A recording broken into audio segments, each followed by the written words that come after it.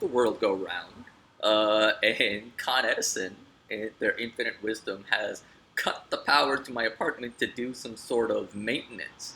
And so I am now at a coffee shop recording these things. So I'll try to make it as simple for everybody as possible, but you might hear traffic outside, or you might hear someone come in from inside and tell me to shut up, or any of these things could happen. We'll see.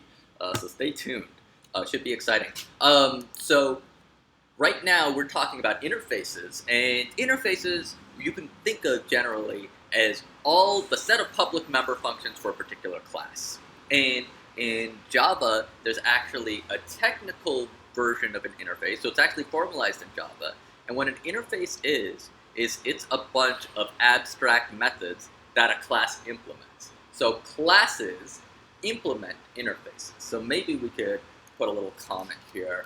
Classes implement interfaces. And the interface in Java is so interface is a keyword, and interface is a set of public functions that are unimplemented.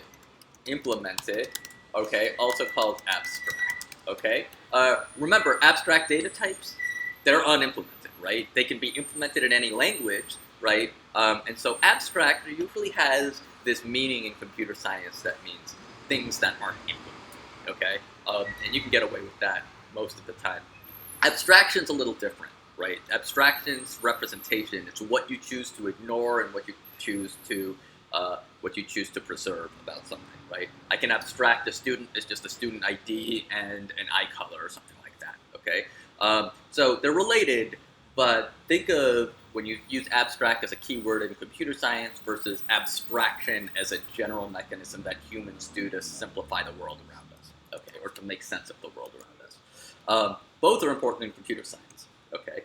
All right, so let's make our first interface, and we're going to make an interface that basically does everything that is a bag class interface, okay? So let's do new tab here, and I'm going to name it bag.java, and I'll make some of these files available to you, but no reason you can't just open up processing and play along with this at home.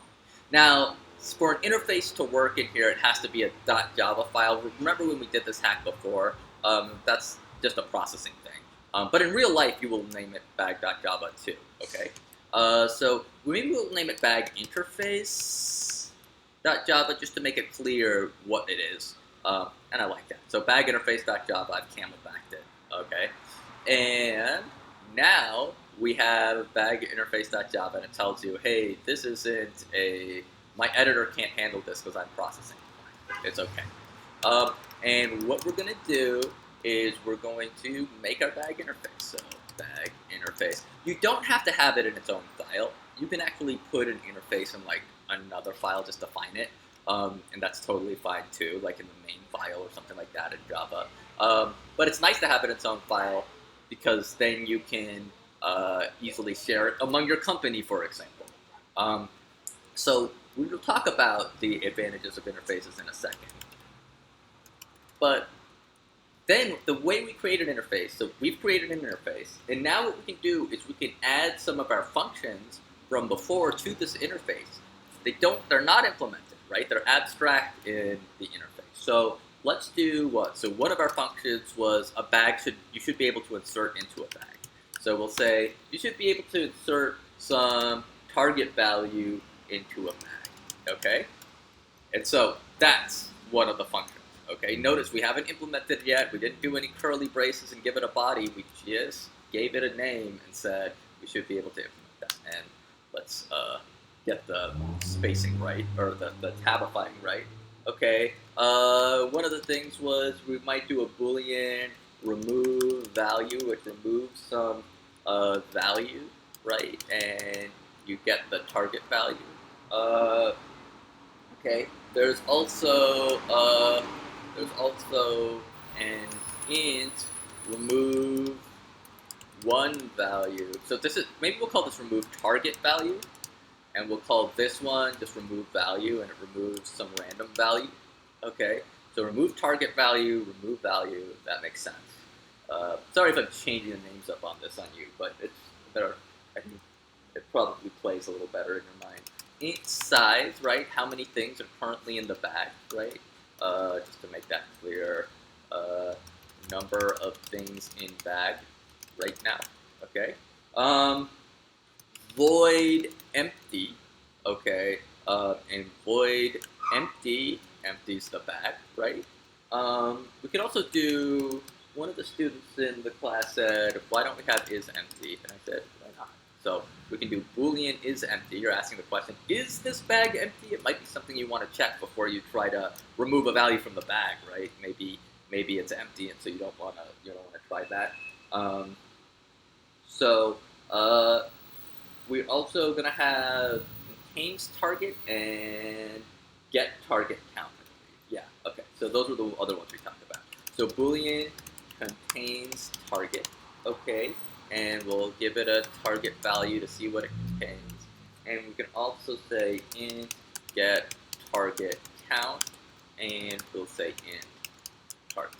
Okay. Remember, a bag is unordered, so we can go through and we can have many 4s, for example, in the in case of a bag. So we could have like 24s or something like that, and then get target count should return 24s. Okay. A bag's also, for all intents and purposes, infinite. Okay. And so what that means is that the user can just willy-nilly start adding stuff to the bag and never really run out of space. Now, that's not entirely true, right?